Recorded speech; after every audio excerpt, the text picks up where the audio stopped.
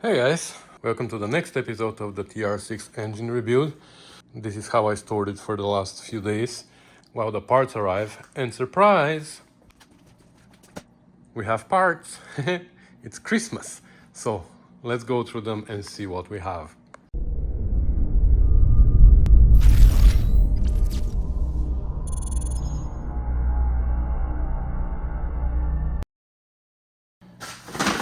Alright, so I ordered all the parts from Most Motors and they arrived yesterday, so we're gonna go quickly through everything and see what we have and if we have everything, so we can proceed with the assembling. So we have the two sets of gaskets, head gasket set and the bottom end gasket set, new camshaft, nicely wrapped. So since we're changing the camshaft, we're gonna have to do a really good break-in process. So once it starts, we have to let it run for 25-30 minutes. Nice. So let's say TR6, 125 horsepower.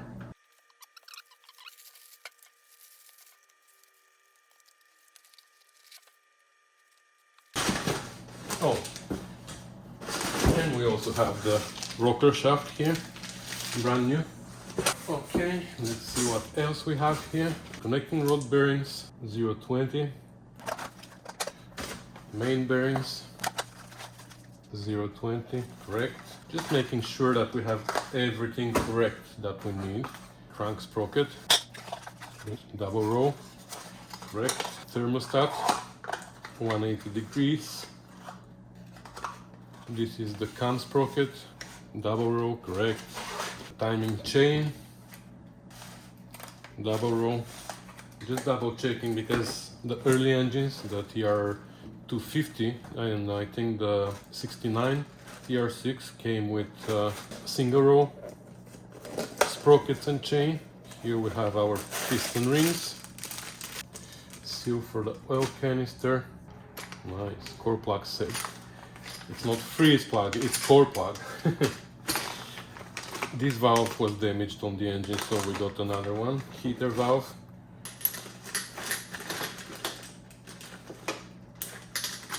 So 12 tappets. This seal is way too big. I need to double check this seal. The rear seal, oil drain plug.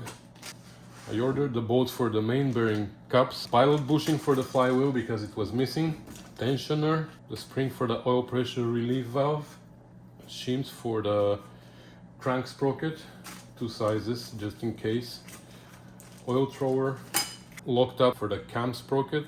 Some of the bolts for the front cover were not good, so I ordered these. And thrust washers, standard size. I have somewhere in my inventory, I have the +5, so I ordered the standard, and if they need to be +5, I have those two. Only this oil seal, I don't know why it is so big, so I'm gonna go double check. Well, apparently I'm wrong, because this is the correct size.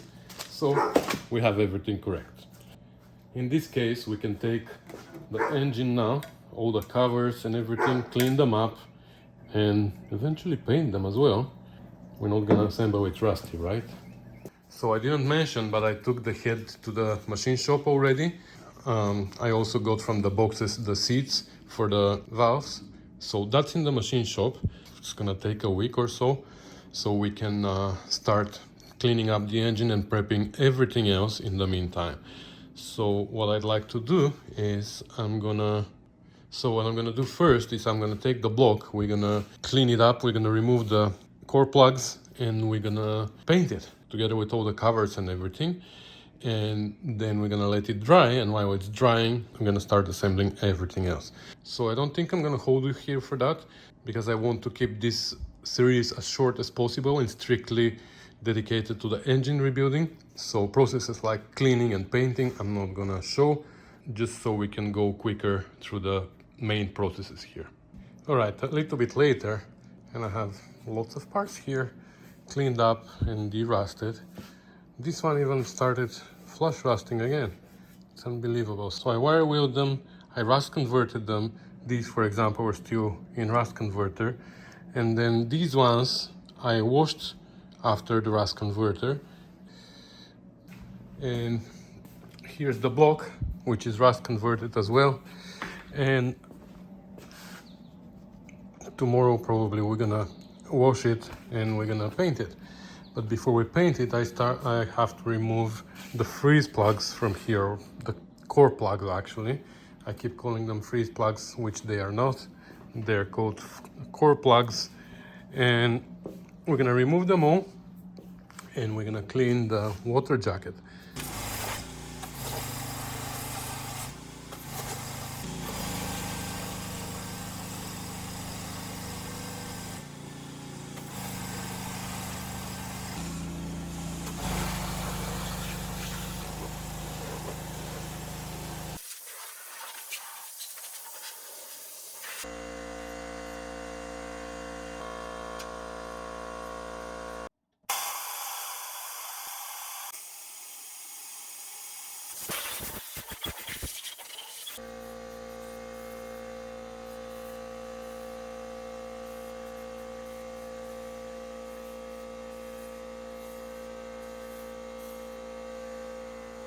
Alright, so you saw what I did, right? I washed the entire engine. First of all, I washed the water jacket inside with the power washer.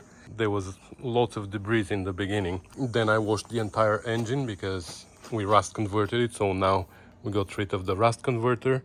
And then at the end, I just dried it out with compressed air because we don't want it to flush rust, especially the machine surfaces. I opened the oil gallery here in this end and this end. We're gonna leave the oil gallery open until the end so it dries out. Actually, what I'm gonna do is I'm gonna spray a little bit of WD-40 inside and then I'm gonna blow it with air again so we get rid of all the water inside. I sprayed WD-40 on the cylinders and on the bores for the tappets so they don't flush rust. Also the bearing surfaces for the camshaft right here. So I'm gonna get ready also the other parts. This cover and the water pump were also rust converted, so now I washed the rust converter and all the rest of the parts are ready to be painted as well. So I'm gonna assemble everything the way I usually assemble it so it can be painted, and I'll show you my way of painting everything with minimum masking. Oopsie, forgot to press the record button. I already sprayed a coat of primer. Go away from my paint. But this is the arrangement that I have. So you can see how the only masking that I do is inside here, even though it's not needed, and the bottom of the pedestal for the distributor. That's it. Everything else, here I put grease a little bit on these surfaces because I was too lazy actually. This is another surface that you can mask, but that's it. I just put grease here that I'm gonna wipe after. And everything else you see, the canister here covers this hole. Here I put a piece of cardboard because now the head is in the machine shop. But if I had the head, I would put the head on top. This way the head gasket surface is going to be protected on the block and the head. And then I would put on top the cover, and this way I don't need to mask anything there. Here as well, this plate, because I don't want to spray on the gasket surfaces. So once I put it there, now it protects the engine gasket surface and its own surface on the plate. And same for the cover. The cover protects the gasket surface on the plate and its own gasket surface. If I wanted, I could even put the oil sump underneath with 2 bolts, but that wasn't needed because the surface for the gasket is protected this way. And here I don't spray from the bottom up, so all the paint goes this way and just protects that surface. Here at the back I don't paint anything inside normally. This plug here I didn't remove because that's not part of the water jacket. The water jacket are these on the side. This is the end plug for the camshaft, which I didn't need to remove because the camshaft goes out that way. I don't have bearings on TR6, you know, there's no cam bearings, so I didn't need to replace the bearings. So This I didn't need to remove, so I just left it there. And there's some more parts here that I still need to paint. These I'm gonna hang because they need to be sprayed on all sides. And then of course the manifolds. So we have this high temperature ceramic coating for here, and for here we're just gonna spray silver engine enamel, which is this one. And for the engine we're gonna spray the black.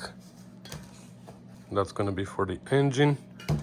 Some covers I will paint with this one, and I have blue for the oil canister because it's blue originally on TR6.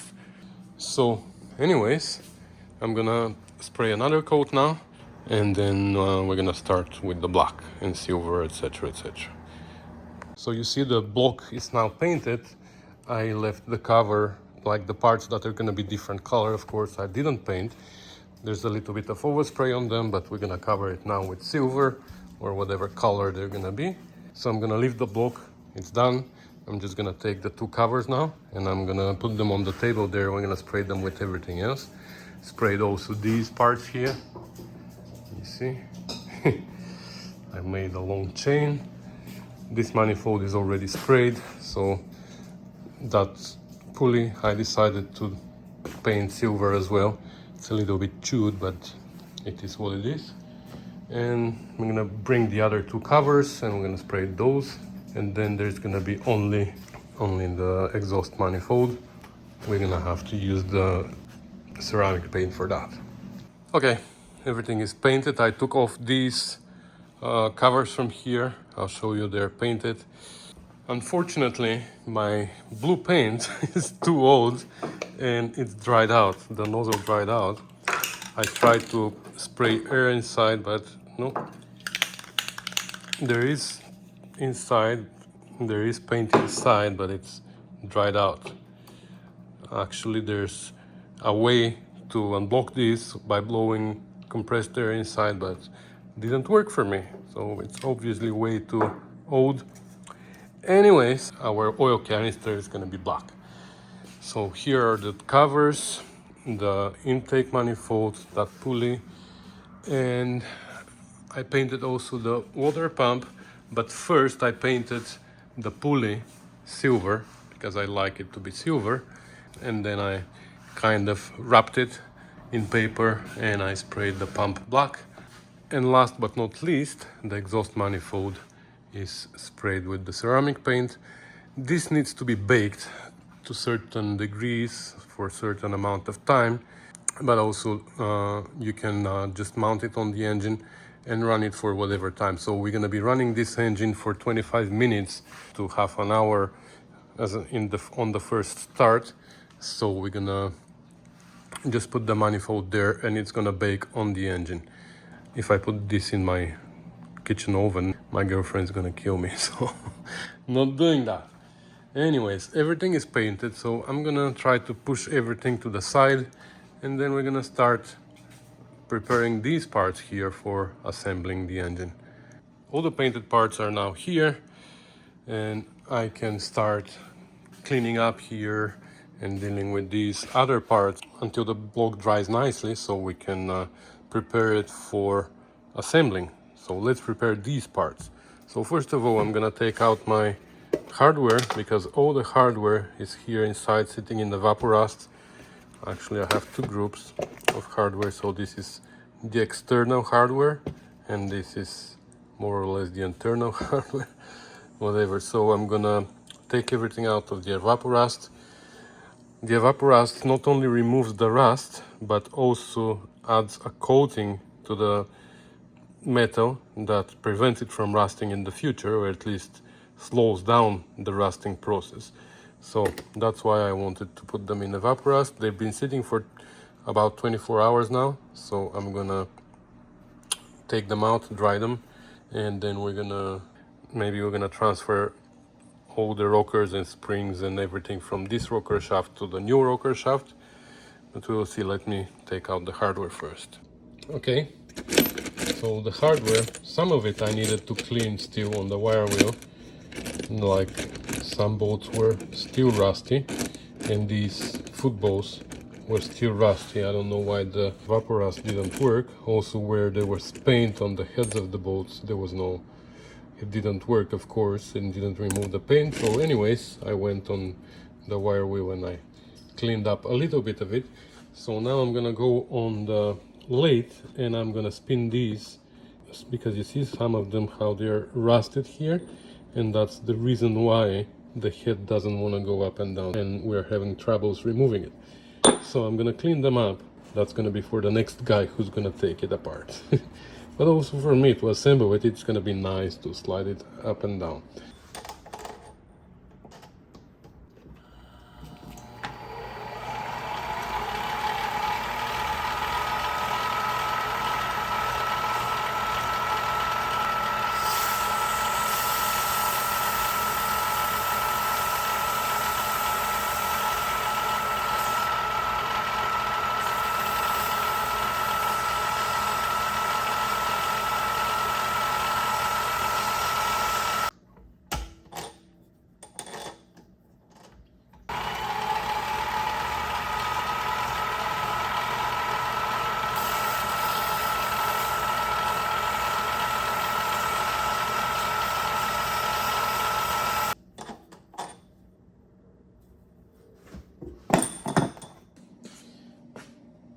Alright, so that's what they look like. Some of them are pretty pitted, but that's not such a big deal.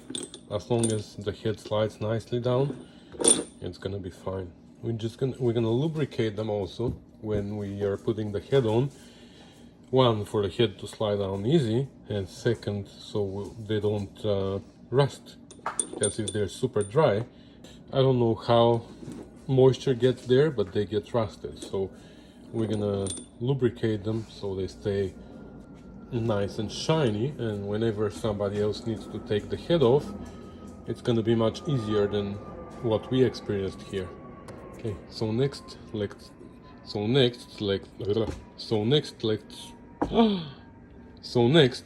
take the rocker shaft apart and switch everything to the other shaft, to the new shaft. Okay, so here's our old rocker shaft with everything, and that's how it goes. This is the front of the shaft and this is the rear end. So this is cylinder 1, 2, 3, 4, 5 and 6, and where cylinder 6 is, there's this screw which is really important because that's what holds the shaft in place. Because the shaft, the new shaft, let me show you.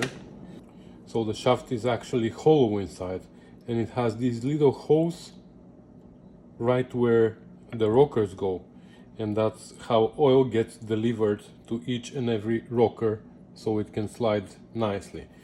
And how does it go into the inside the shaft? It goes through this little hole here, and this little hole matches the hole on this pedestal. So notice none of the other ones has a hole. Only this pedestal has a hole, and the oil gets pushed through that hole into this hole of the shaft, and then spreads inside the shaft and goes out from these holes. And how do we make sure that this hole matches this hole? Well, this screw holds the shaft in the right orientation. So here is the screw. When the screw goes into this hole here and fastens it, this hole matches perfectly the hole on the pedestal. So if we lose this screw, first of all, it's gonna fall and damage something in the engine, but second, the shaft might turn a little bit, and now oil doesn't get delivered to the inside of the shaft, and of course none of it goes into the under the rockers. That's why this screw is very important. When we put it back on, we're gonna put Loctite or thread lock or whatever you want to call it to make sure that it stays there. Okay, you see how easy this one came off? That's not acceptable, it's not okay. Anyways, well, I'm lucky, looks like, that these pedestals actually moved really nice. I can see that all of them can turn. I've seen shafts, and I worked on shafts on which the pedestals were like so seized that I had super hard time taking them off. So hopefully this one is not gonna be the case. So we're gonna put assembly loop here on the shaft, at least in the beginning. And we're not even gonna disassemble this part. This is the rocker, and it has a spring here, like a washer, like a spiral washer that holds it in orientation, that pushes it against the pedestal. Okay, so here is our hole. I'm just gonna tighten the screw for now slightly, but later we're gonna take it out and we're gonna put thread lock. We're using assembly lube, not oil, because the oil, if it sits for a while, it just drains, like it keeps seeping down into the oil pan or whatever. The assembly lube is much thicker and it stays wherever you put it. So now we're gonna start transferring these. So in the same orientation, so we don't need to memorize anything, you know what I mean? Okay, here, you see? That's why we're changing the shaft, because here, I'll show you later, there's scratched part. Okay, let's see if this pedestal is gonna come out easy. No. You see, this is what I'm talking about now.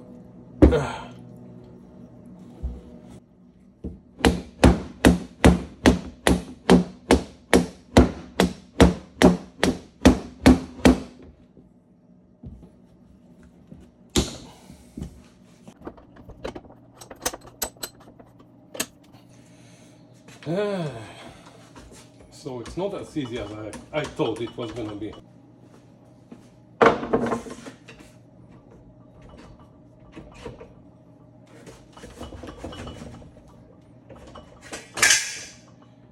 So we have to be careful with the orientation, right?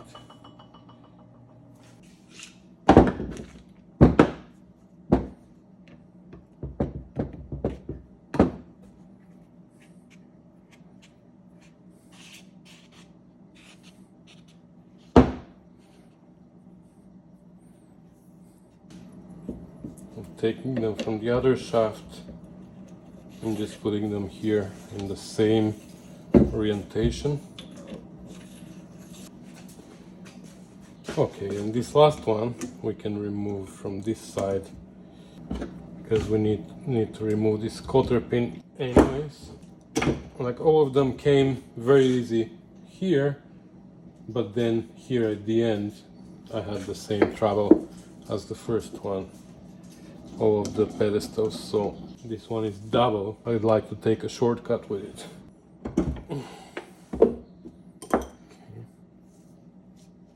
Okay. Nice and easy.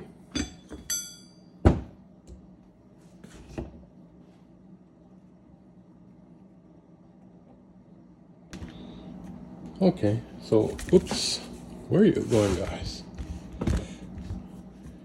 Okay, so that looks good.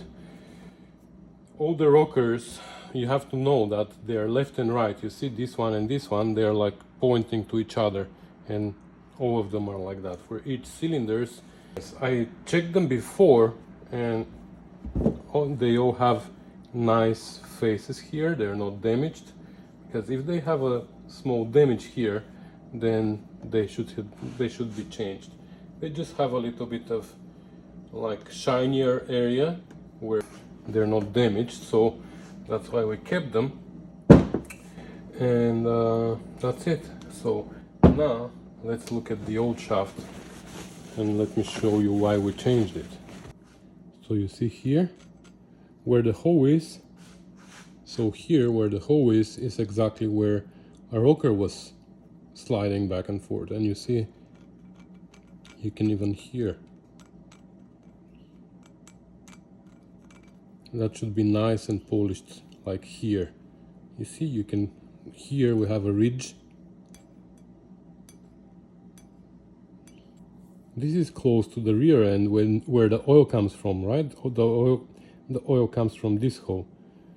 Normally this end is pretty good, and this is the end that suffers because it doesn't have enough oil delivery, because the oil gets delivered from here and sometimes there's not enough to reach the end. Well, here we have a problem too.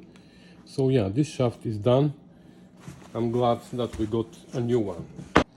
Alright, so here on this table I had all the parts from the engine, and a little bit at a time I moved them to this table, made sure that everything is clean and ready to be assembled before it goes to this table.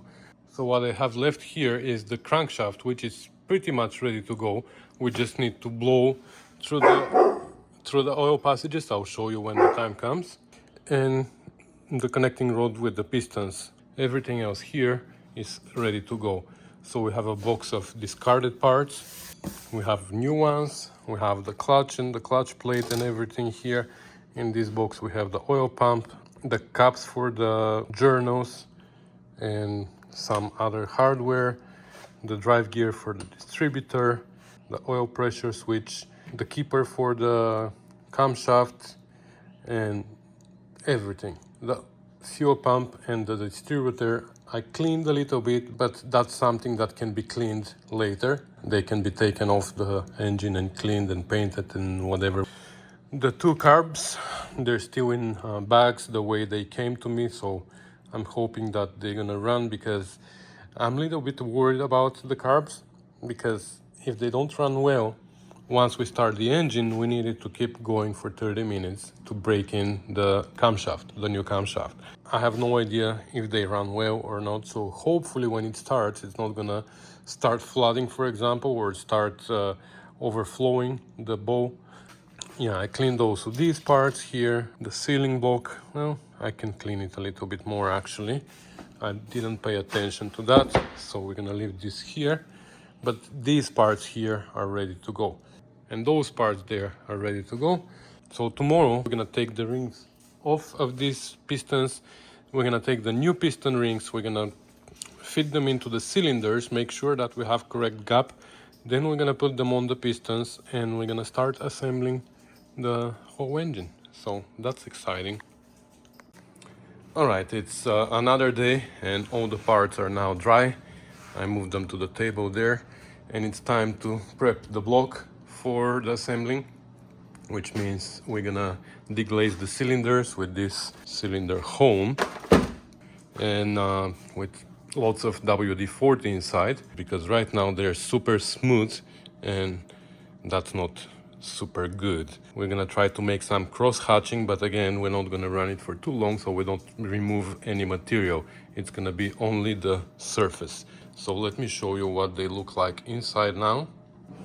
Even though we dried them after we washed the block, there's a little bit of surface rust, I think. So we're gonna remove that as well. So we're gonna spray WD-40 all over the cylinder.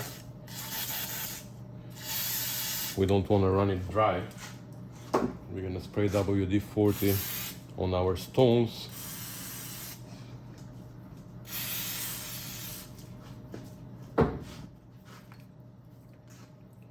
I'm gonna put it gently inside, and now we're gonna turn it slow, and we're gonna make up and down motions.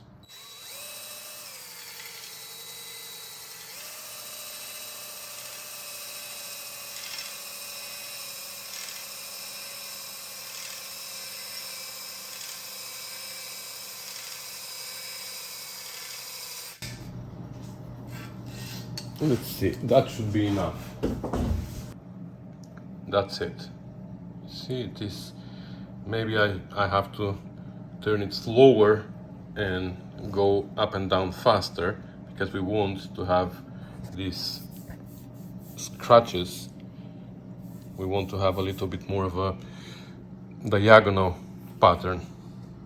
So I just ran the drill slower, but I made faster strokes like this.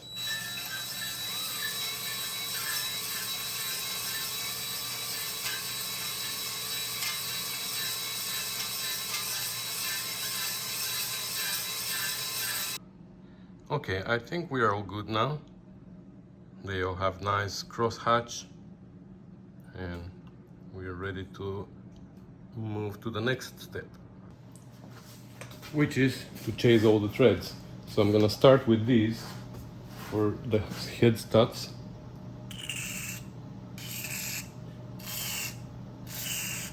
Of course, we're gonna have to be careful not to cross thread them.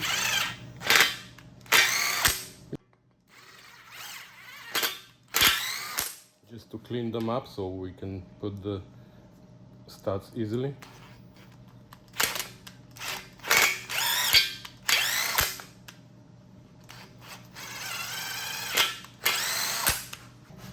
Well, looks like I didn't press the recording button for the front end here. Lots of silicone came out of the hose because somebody sealed them with silicone before. Anyways, we're gonna keep going here with these.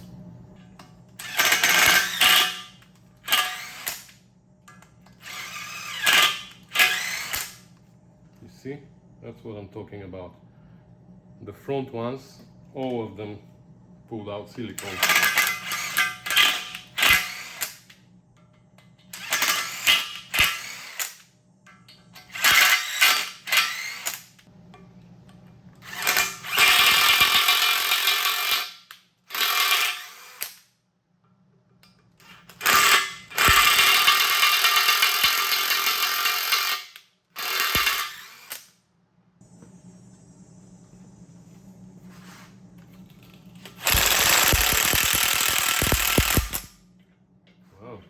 Found a good size wire wheel for these holes and scratch the paint. Scratch the paint. Okay, we're gonna touch it up here.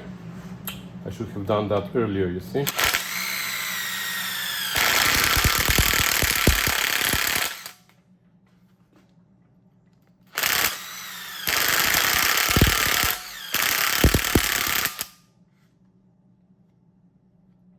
Okay, now we're gonna blow them all. Get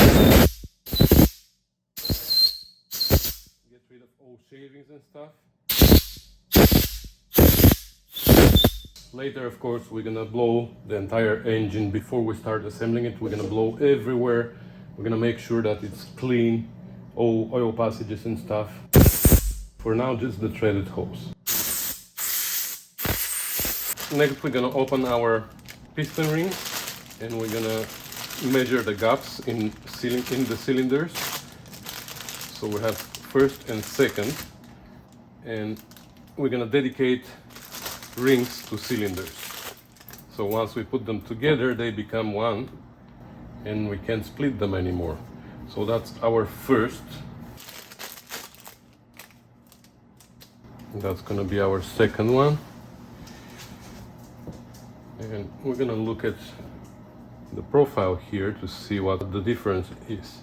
The top one, if you see here, this profile here is pretty square, while number two, the second ring, has a step here at the end.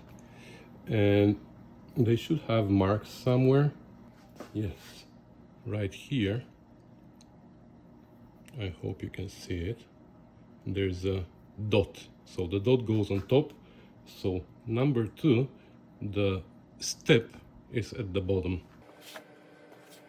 For number one, since it's a square profile, I believe there's, well, it's not square. It's not square. It has a little chamfer on this end. And the dot is on the same side. So the dot and the chamfer are on the same side and they go up. So we're gonna say this is our cylinder 1, 2, 3, 4, 5, and 6. This is top, this is second, and we have the third there.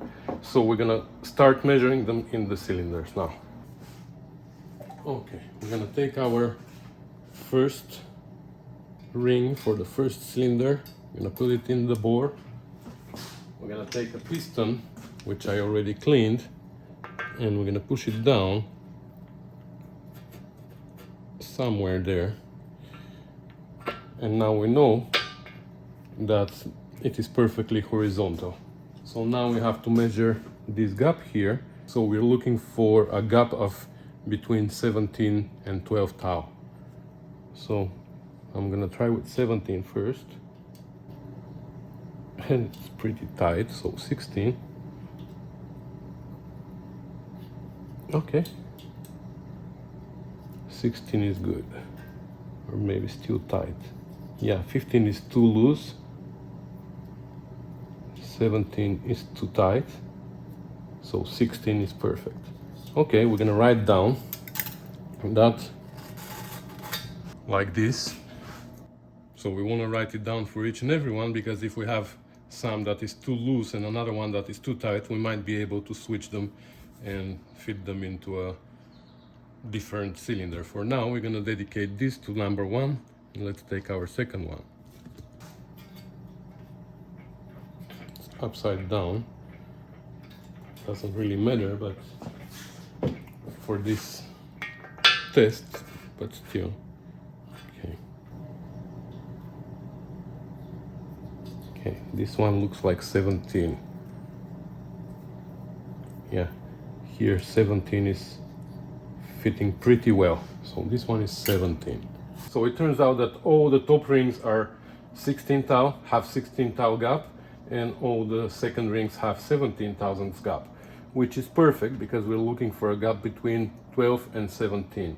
If it is smaller than that, we can clamp a file on the vise and then take the ring, put it on both sides of the file, push it against the file, and both sides at the same time. And that's gonna make the gap bigger. We can't have too small gap because it is dangerous, because when things expand, the two ends are gonna touch each other and they might push too hard into each other and snap the ring and scratch the cylinders. That's why we can't have too small gap. And obviously if the gap is too big, we're gonna have a blow-by. That's why we're looking for 12 to 17 thousandths gap. Here things are perfect, but it happened to me in the past that my cylinders had slight difference in the size, and the rings for whatever reason had a little bit of a difference. For example, on 6 cylinder we had too big gap, and here we have too small gap, but then when I take them and switch them, they become like we equalize the difference, and they become within tolerance. So here we're perfectly fine. Looks like all the rings are the same, all the cylinders are the same, and we have the same gap everywhere. That never happened to me before. I had always a little bit of a variation. So anyways, the rings are dedicated to cylinders, and that's gonna be it. And I think we're gonna be ready to start assembling, but that's gonna happen in the next video, because now this video is gonna be about the preparation, and I think that all the parts are prepared to start assembling. So with that said, guys, I want to thank you for watching, for commenting, for subscribing, for following the Rusty Beauties group in Facebook, for sharing my content in your groups and in your friend circles. I really appreciate that, and I really thank you. So I thank you for supporting the channel, because that's also really important to me, because that gives me the possibility to spend time on the computer and make videos, not only here in the garage where things are happening, because lots of time is needed to edit a video as well. So by supporting the channel financially, you're allowing me to spend that time on the computer. So thank you for that, guys. If you're not a Patreon yet and you're considering, or you want to find different way to support the channel, there's multiple ways in the description. There's a link to my Patreon page, and there's my email address, elin.yakov@rustybeauties.com, where you can send me e-transfers or PayPals. This is a way to support me and help me invest more time in editing the videos. So once again, thank you for supporting me and for watching, and I'll see you in the next video when we're gonna start putting the parts inside the engine. So I'll see you soon. Bye.